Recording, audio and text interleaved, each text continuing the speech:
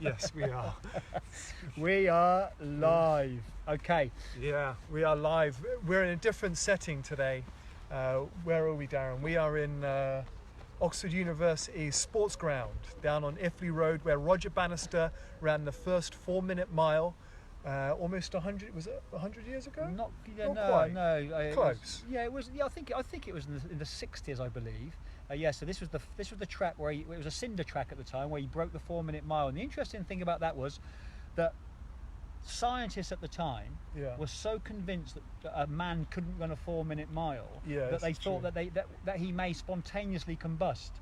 Really? Yes, that he would like blow up or something? Blow up and burst into flames spontaneously. Wow. And the interesting thing is this, is that when Roger Bannister broke that milestone, that same year, 33 other men broke the 4-minute mile. Love it. Because they knew it was possible. Yeah. It had been done. They knew it was humanly possible. So they went out there and did it. Yeah. Exactly. So if you think you can or you can't, you're right. Yeah. Okay? And I think that's one of the fundamental questions that we're going to be unpacking today is we live the life of our choice. Yeah, that's very true. And even earlier when we were training down here, we were doing some weights outside in the prison gym down here at Oxford University, and I'd never done a muscle up before. And I finally achieved my first muscle up today because I visualized and I thought to myself, I'm going to fucking do this, excuse my French. Yes. And as a result, I believed in myself and was successful. Let me tell you what a muscle up. A muscle up is an exaggerated version of a chin up, where you pull yourself up so fast that you actually go up into a dip and perform a dip as well. Yeah. It takes a lot of strength, a lot of coordination, a lot of power. And our friend Pete has all three of them in spades. So congratulations, Pete. And not only did I manage to achieve my first ever muscle up, but Darren is now officially a published author. Congratulations, my friend. I am. Yeah. I'm a published author, and the link is now on Amazon. Yes. Put my name in Amazon, it will come up, it will give you a link, and you can pre-order the book. And it's a proud moment for me after many years of writing and rewriting that thing. And it's now established, it's available, so please support me, guys. It's been a lot of hard work. You will enjoy it. It's a good book, even if I say so myself. Yeah. And everything we talk about, and it goes into great detail, and you can take your time with it. Yeah. Right. It's nice actually. You gave me a little snippet of some of the questions that you use when guiding people on the journeys that you're coaching them on, and they're deep. They're really deep.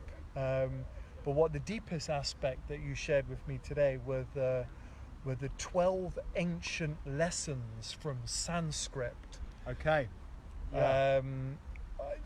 Maybe you might like to tell them a little bit about Sanskrit and where that comes from, just so that those who don't know. Sanskrit is an ancient Indian language. It's a Hindu philosophy, effectively. And it also has some crossover with Buddhist philosophy, so it's 3,500 years old.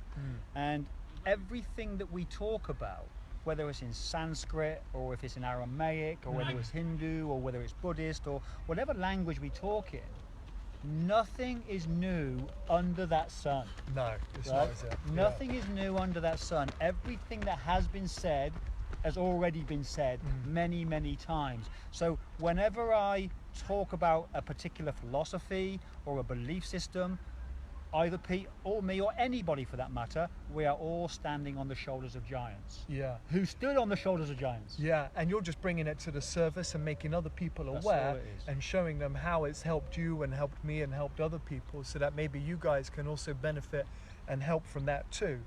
Go on. And I think an important point to elaborate on with that is that because there's nothing new under the sun, and we are a collective species that are deeply connected at source beyond these individual avatars that carry us around for this experience, everything that's already happened is in the collective's 0 point field or the quantum field where we can all access. And I'll give you an example of that, and that may sound deep, so let's unpack that a little bit. Yeah, unpack it. Okay, so if I'm talking to somebody, doesn't matter who it is, whatever level of intellect, both IQ or EQ, and somebody may say to me, oh, I don't get it, I'm thick, I'm stupid, I'm an idiot, I don't understand this stuff, it's way above my head.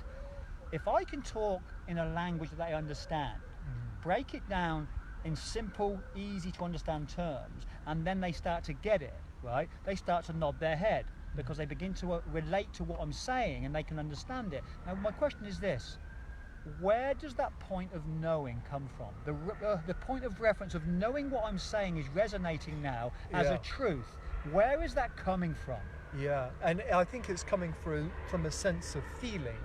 They're almost as though that the individual who's listening to you can now start to connect with you more because maybe you're using a language that they're more comfortable with, where you feel as though you're talking to them on their level, about something that can raise their level of understanding. Yeah, there's but that. It's very much energetic, is what I sense and feel. Okay, and that certainly, I totally agree with you. Secondly, however complex the subject matter is I'm talking about, every time you begin to nod your head and smile and think to yourself, yes, I agree with that, what are you agreeing to?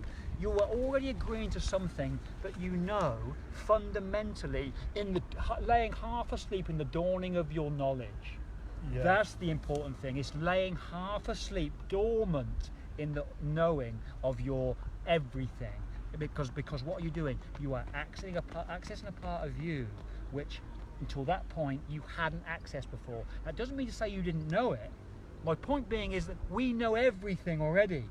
It's just we just need to unearth it and discover it once again. All the great avatars have done that. Yeah, and it's almost as though society and the system that we live in is engineered to take us away from knowing that, and we learn things of which are very human aspects. Yes. Like the importance of money, which is very important. Yeah. But it shouldn't rule our lives. Okay, I get that. You know, if you want to talk about money, that's an interesting thing where we can hop off down that rabbit hole and talk about money. Money, they say, is the root of all evil, Pete, isn't it? They say that. They say that, but it's not. It's not. It is what you'll do for money that becomes the root of all evil. And when you put money above love, relationships, and contribution, that becomes the recipe for disaster. Yeah. What I do really like about these 12 lessons from Sanskrit that you shared with me earlier was the first one. Okay. And the first one I thought was actually struck me as the most important, and that is, you will receive a body. Absolutely, of course we will. Everything receives an avatar or a biological carrier in which consciousness can express itself and experience itself. The fact that you have got a human body and the ability to experience life at this level is a fucking gift. Yeah, and if you've got a healthy body, then you are blessed beyond belief. You are, you are, and so you owe it to yourself. You owe it to this body, this billion-dollar supercomputer, to really look after it, because the majority of people that I know around the world take care of their car better than they take care of this supercomputer that would be worth hundreds of millions of dollars on the black market if you want to sell your organs, by the way. Yeah. Right? But we stuff shit in it. We don't treat it right. We don't sleep enough. We don't drink enough water. We abuse it. We put toxins into it because we think that Mother Nature and whoever's running this thing will always be okay and make us well. At some point, it's going to break down on you. Yeah. Start giving and paying respect to this thing called a body. It's an absolute gem. It's a gift, and to experience life in this human form is miraculous. It is. It's miraculous. Really is. It's so miraculous. It's 1 in 700 trillion that me and you are sat here together. Wow. Having this 1 in 700 trillion. To put that into perspective, if you pay the lottery, the chances of you winning the lottery is 1 in 45 million. Right? Yeah, odds are pretty good in comparison. Odds are very good in comparison. The chance of being hit by random bits of aeroplane falling out the sky, 10 million to 1. Wow. So we got 4 times as likely to be hit by random pieces of airplane as we have hit of winning the lottery. Yet being here as a human being, 700 trillion to 1. And for those who can't get their head around that number, if I was to count to 1 trillion seconds, how long do you think it would take? Well, it'd take 1 trillion seconds. in years? Oh, in years? I don't know. 32,000 years. Wow. To count to 1 trillion. To count to 1 trillion. Okay. and these numbers are brandished around now, and the billions get blurred into the trillions, and you know, politicians talk about all these crazy numbers. The USA 53 trillion in debt. We don't understand the significance of those numbers, and us being here is 700 trillion. Or put even a better way, Pete, if there was one lone tortoise in all the oceans on all the planets, and there was one life-preserving orange ring, and I threw it in a random ocean, the chances of a turtle coming up for one breath and putting his head through that ring is around 600 trillion to 1. How about that? For some ridiculous, you know, water cooler factoid that you can share with your water cooler factoid. Yeah, I like that. You can share with your colleagues when you're bored at work. All right, so yeah, the receiving of the body, because that's what happens when you come into this world. You're born into this world, and you receive a body. It's the first thing, and that's what I noticed about the very first point that they mentioned in there. You will learn lessons. Number 2. Okay, go for it. You will learn lessons. Go for it, Pete. What do you think? Well, you're constantly learning lessons all throughout your life. Every moment of every day is a lesson, and I guess you subconsciously most of the time choose what you learn from that lesson. Sometimes you can see the lesson, you understand it, and you can learn from it, and you can evolve. But then other times you need to look at that lesson a bit more and dwell on it and kind of unpick it a little bit more to be able to get to the root of it. Sure. Yeah, I agree. Every event, circumstance, and person that crosses your path is a potential lesson. Yeah. However horrific it may be, however painful it may be, you can choose that to be a lesson, and you can learn to grow from it. Or you can say, I'm not deserving of this. This event happened to me. It's unfair. Life is unfair to me, and I refuse to learn anything from this because I'm a victim. I don't deserve this. I'm a victim. That's also your choice. If that works for you, knock yourselves out. Don't let anybody tell you any different. Yeah. But for me, I want to be able to evolve, which means every time an event comes across my path, especially repetitively, I want to learn shit from that, so I haven't got to keep reliving the same fucking pain. Yeah, it's really interesting you mentioned that, because there's lessons that that kind of show up in my life occasionally, and you just kind of reflect on it and think, why the fuck is this lesson still coming up? And obviously you haven't learned what you needed to learn in order to be able to get past that. Exactly. So you haven't achieved that level yet. Absolutely. So you need to take what it is, learn that lesson, and rise above it, and grow stronger, and return back to your true self, your true being. And that's one of the hardest ones to get. That lesson that was handed down from Buddhism and Hinduism. It's one of the hardest ones that we have to deal with, because how many of us are moving sideways, which ultimately means that, to use an easy one so we can really understand the concept, how many times have you woken up in your bed and laid beside you is effectively the same person with a different head? How many times the same face, same head, different character, but presenting to you exactly the same lesson? Yet we look at them, you know, they're half asleep, they turn over, and you'll look at them, and you're awake, and you think, how the fuck did I do this again? Why? Because you haven't been awake enough to learn your lesson, which means that it will keep being presented to you over and over again until you get it. The universe doesn't care for your bleating, it doesn't care for your moaning, it just wants you to grow. Consciousness wants you to evolve. And it won't allow you to climb the vertical ladder until you've gone horizontally for long enough, until you get it. Okay. Right? Yeah. The thing that I liked about these 12 lessons from Sanskrit is that within the first 4, it refers to learning lessons specifically.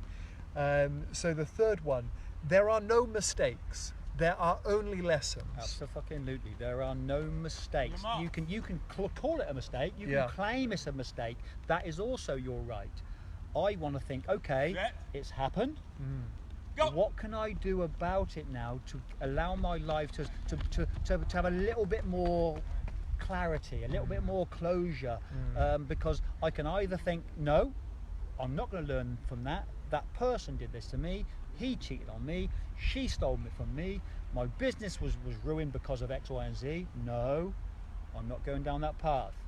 My choices are, how do I grow from this, as not to make the same mistakes again, and not to attract to me the same lesson again. Because why?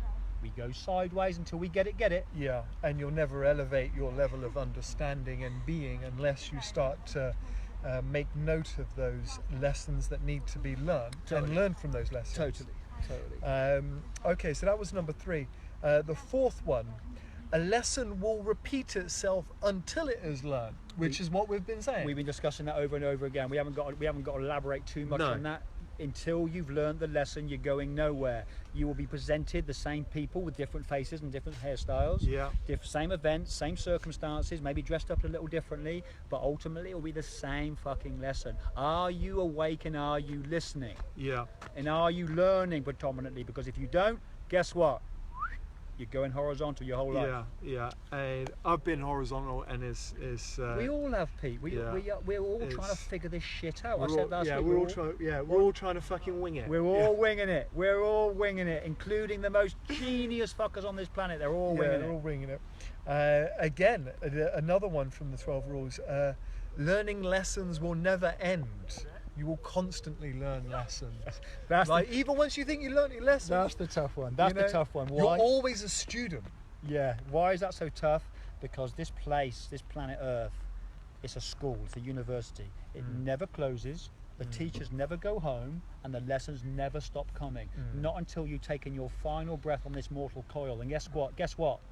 You come back again without any memory of what happened, and I believe that you manifest or reincarnate exactly with the parents that you need to start again from the level you left off in the first place. Yes. And then it starts again. Yeah, I agree with you in the reincarnation thing as well. And from what the studying I've done into Buddhism and Taoism and Hinduism, it's it's something which sits quite comfortably. It aligns, doesn't it? It aligns with that. It's up to you again, guys. I've got no dog in this race. This just aligns with my personal belief system, which I think that we choose our parents. We choose to enter into this world at a certain level of consciousness to evolve, and I think we keep coming back until we no longer have to look over our shoulder and crave the human experience. Yeah, and it's ironic because even when you break it down onto a smaller level, we keep on learning those lessons. Those lessons keep on coming around until we learn them, and that happens in a much broader sense as well.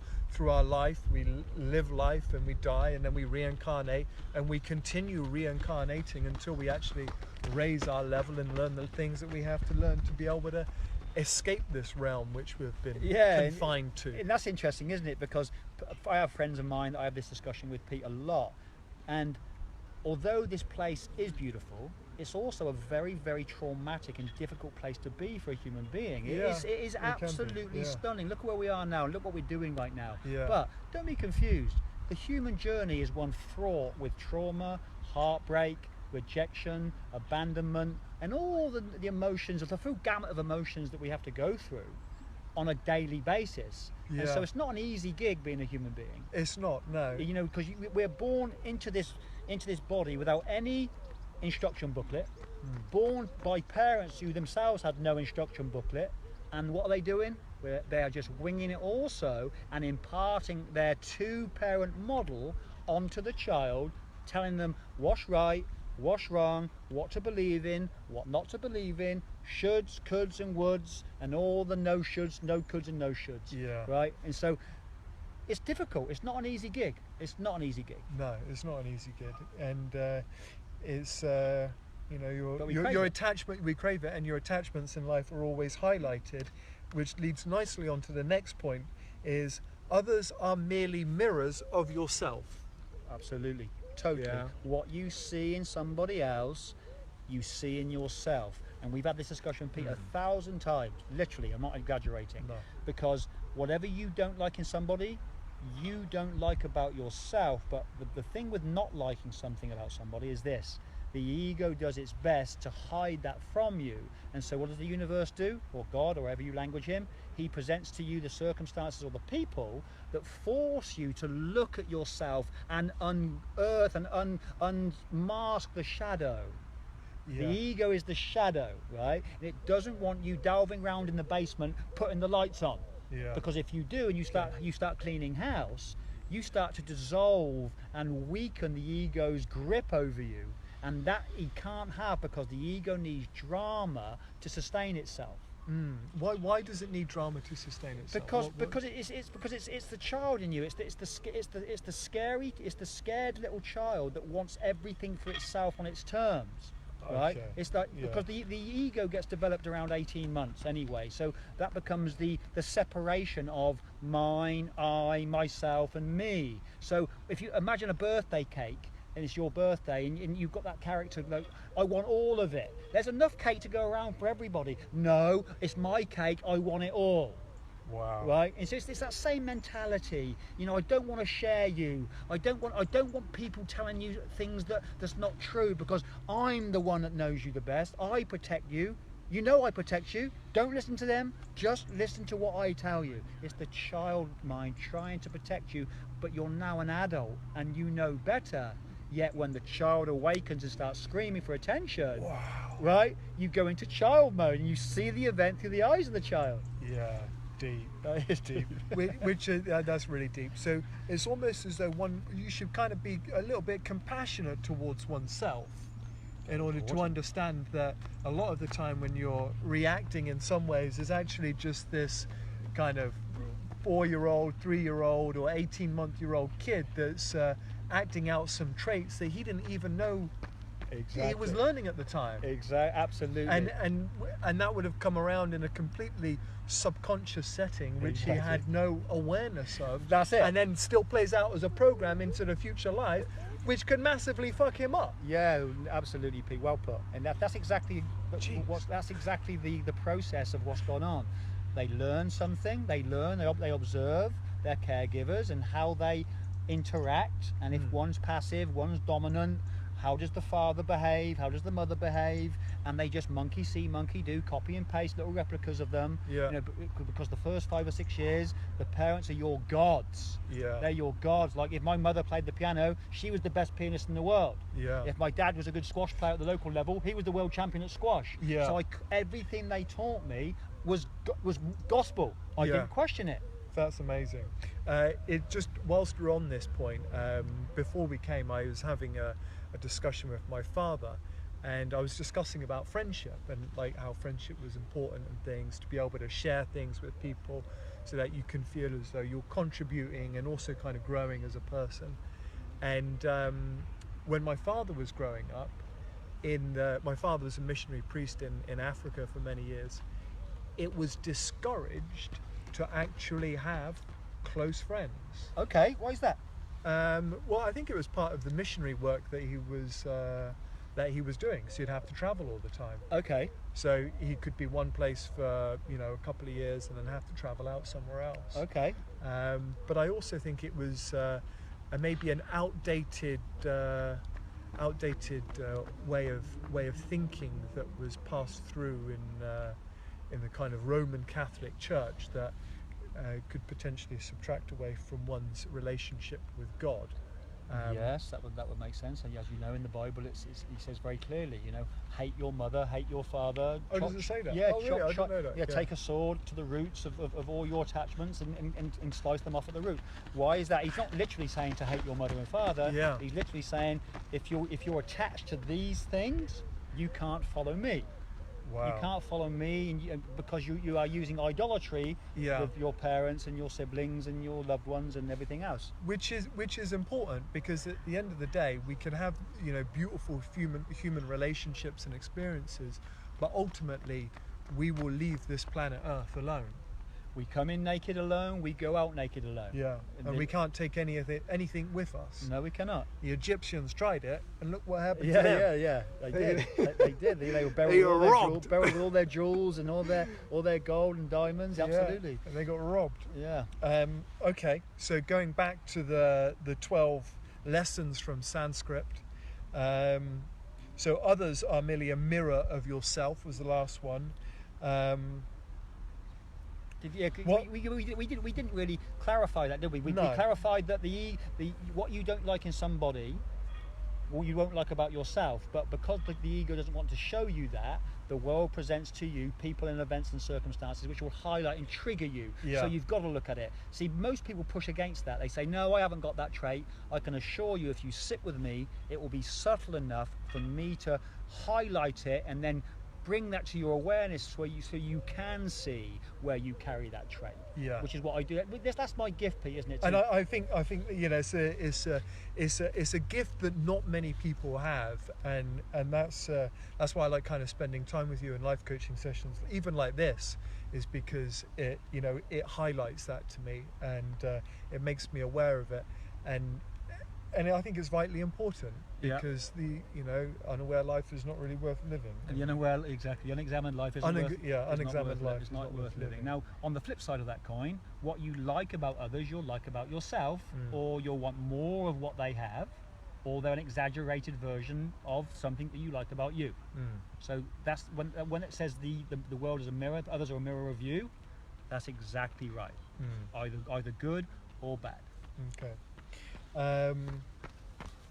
What you make of life is up to you. What do we start off with? If you believe you can or you can't, you're right. You're right. Yeah. So if you think that if you can't do something, and you're not going to do it, because the stories you tell in your head with feeling are going to align with your powerful subconscious mind and confirm that back to you. Yeah, and that was something that you kind of we brought up earlier on the way here was. When you're in a room and you're asked to look at everything that is red, and you suddenly see everything that's red, and it's almost as though those moments when you start to focus into the negative aspects of your life, suddenly all of the negativity in your life is illuminated, whereas in actual fact a very subtle change in your approach, and you can see how beautiful life is and how grateful you should be for everything that you got. Great example, beautiful example. Yeah, well put, Pete. Yeah, he's talking about the RAS in the brain, the reticular activating system, which is effectively a servo mechanism which takes very literal instruction from you if you keep instructing the brain to do something in particular. So if you want to focus on something because you are obsessed with it, that can be good or bad, right? Yeah. If there's something you don't want, if you don't want to feel jealous, but you're always thinking about your husband or your partner or your wife or your spouse either cheating on you or has cheated on you, and you focus there, you are going to keep getting more and more and more of that, and begin to notice everything around you that aligns with jealousy and cheating. Yeah, those signs start to illuminate you, and suddenly you start to build stories and patterns of things that are completely unrelated. Exactly. You're trying to make those stories, which is something that you get into with the NLP stuff. Is that's how people kind of frame their understanding in stories to explain their life and their experiences. So true. And you unpick that and then ask them to reframe it in a more positive light. Yeah, absolutely. If we can change how somebody's internal representation is in their unconscious mind, everything about that person's life changes. When you change the way you look at things you look at change. Yeah, love that saying. Yeah, it's a beautifully powerful saying, and it's so true. And so, what pictures are you creating in your internal storage system? If they're not serving you, start to visualize that which you want to achieve, not that which you don't want to achieve. Wow. Yeah, that's amazing. There was last week I was very, very focused on achieving one particular business goal that I had, and I was successful in achieving it. Just apply that everywhere in your life and you'll get the same results, right? Yeah. This is why role modeling. And you could feel that momentum building up.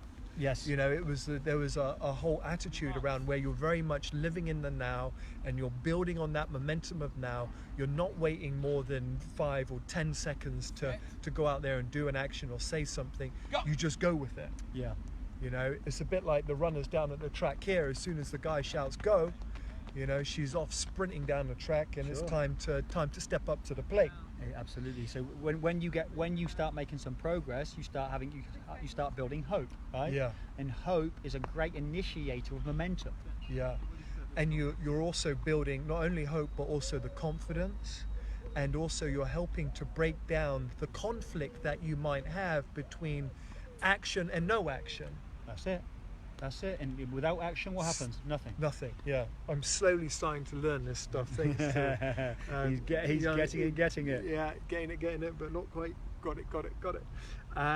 Okay, which leads on to, I think it's the seventh one. Life is exactly what you think it is, which is very much related to the last one, right? Very much, yeah.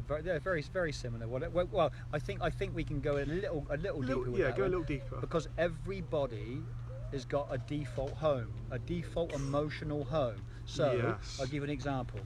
An angry person will always find ways to be angry. A caring person will always find ways to care for other people. Yeah. So what's your habit? What's your emotional home? What's your default? And I think that's where that's coming from. Yeah. And we all have one. We all have a default. We all have a default. When life is working and everything is going according to plan, we can all be this happy-go-lucky, easy-going person. But when life throws you a curveball, right? When a catalyst or a trigger comes into your life and a bit of adversity shows up, that's your default. What do you become when adversity walks into your living room? Yeah, that's a different thing. That's a different thing. And that's a tough one. That's kind of a bit, it's kind of a lesson I feel like I'm going through a little bit at the moment. Okay. But only a small bit of adversity in comparison to what others would go through in life. Okay, but adversity, Pete, is your most potent teacher. Why? Because when we have adversity, we have an emotional feedback that's letting us know the quality of our thinking and the quality of our actions. And without the teacher of adversity, we don't have that feedback mechanism. So listen very carefully when it pays you a visit. Yeah. Wow. It's a thing that's been thinking about for the last 4 years of my life and my business. And okay, so let's go back to the all answers are inside you. We started with that one, didn't I? Yeah. Inside you there's a Buddha, inside you there's a Krishna, there's a Muhammad, there's all the wonderful avatars that have ever walked this planet. They are no different than you are. Inside you is a Buddha, believe me. It's just about unpacking or chipping away. Here's a great example for you. They asked Michelangelo when he sculpted David. Mm-hmm. They said, how did you do that? How did you create that masterpiece? Did you know what he said? I just chipped away everything that wasn't David. David was always there. Yeah. So the diamond that you are, the God that you are, the prophet that you are, the messenger that you are, is always there. You just got to chip away all the crap and the dirt and what I call the horse shit that's covered in nail varnish. Yes, and it's the lessons of life that are helping us to chip away at those aspects so that we can get down to the true being. That's it. That's all it is. That's all it is. Chip away at the false self until the real you is illuminated. Keep chipping away. The real you will be illuminated in time. It also reminds me of that other saying, within every acorn is a tree. There's a mighty oak in every acorn, right? Yeah. But as long as you give it enough nutrients and enough space and enough sunlight to develop, or you can dig it up and destroy it. Yeah. Let things take root. Give it some time. Give it some time. Give it some nutrient. Give it some attention. Give it some energy. Give it some love. Yeah. And from a small acorn, a mighty oak. Yeah. And sometimes, although I'm a very patient person, sometimes my patience can have the best of me, and I kind of want things. I feel as though I want them a little bit more immediately. Whereas patience is a good virtue to be able to have. We discussed that in a podcast 3 or 4 back. Remember when I said that patience wasn't my strongest virtue? Yeah. And patience was a virtue that you had more of. Yes. And I think that life is always watching. And it's always testing you. The moment I wanted to be an author and a coach and a therapist, that's when the pain came. Yeah. Every time you think you've got it nailed, life says, let me see if you have. Let me see if you've got it, or you're just talking a good game. Yeah. Right? And then that's the truth. Then it hits you square between the fucking eyes. Yeah. You got to love life for that. You got to. Because there's always going to be teaching you. He's got a great sense of humour, the guy up there. He really has. This is quite a nice one. So this is the 10th one of these. You will forget all of this. Everything that we have talked about, the last 10 lessons from the ancient Sanskrit, you will forget all of it. Yeah, and that one's quite an easy one to explain, but it's quite profound in its teaching, because everything that you know to be right, you will forget it over and over again every time the ego wakes up and goes walkabout in your head, and you react in a way which is anything but aware and further enlightened. Yeah, it's also a little bit to the subconscious as well. It's that it's switching back to that default program. That's what it is. Where you can learn all of this stuff, but you can forget it. You forget it. But that's what life's about, because life wants you to evolve, and you're not going to evolve just through one lesson. You're not going to evolve just through one incident. It's a repetitive process, which is why we repeat so many things that we talk about, because it's so damn important for you guys to be able to maybe stop the tape, rewind it, and say, hey, what do they speak about there? Because that's fucking deep. Let me get a further insight into that. This is why repetition is the mother of all skill sets. Don't forget that. Yeah, that's very much so in this type of thing. And the last one, last but not least, is you will remember this whenever you want. So any one of those lessons, you can remember it whenever you want. So although you can forget it, you can also remember it. Okay, and how do we remember something? Through feeling. If something comes up and you can feel the pain and feel the aliveness of that lesson, you tend not to forget it. But it's going to be a repetitive process many, many times before you get it. It's very rare that one person has one lesson and gets it and moves up the ladder. We're all moving sideways until we get it at a level where we can no longer stand it for another second. Right? As long as we can tolerate it, we get what we deserve. We get what we deserve because we get what we tolerate. Right? Okay. That's like an hour. Wow.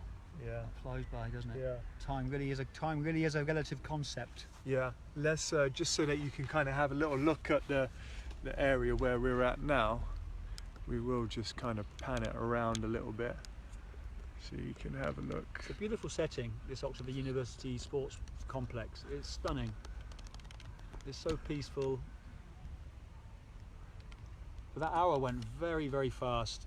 And let me give a big shout out to Jordan Parker, who sent me those 12 things a long time ago, and I said that I would discuss them on a podcast. So Jordan, thank you very much for that, my friend. I hope you enjoyed it. There's a little comment in here from Brings Back Memories, Russell Turner. Russell the runner. Russell the runner. He used to train down here. Russell's a great guy. Russell, we will do a podcast as well. I was talking to your brother today, and there's something that we will get involved with, because he says something great here. He says, knowledge is not power, implementation is all powerful. That's absolutely right, because what's wisdom? Wisdom is the experience over and over again of the knowledge. Knowledge is the precursor to wisdom. Hello from Dubai. Win-win.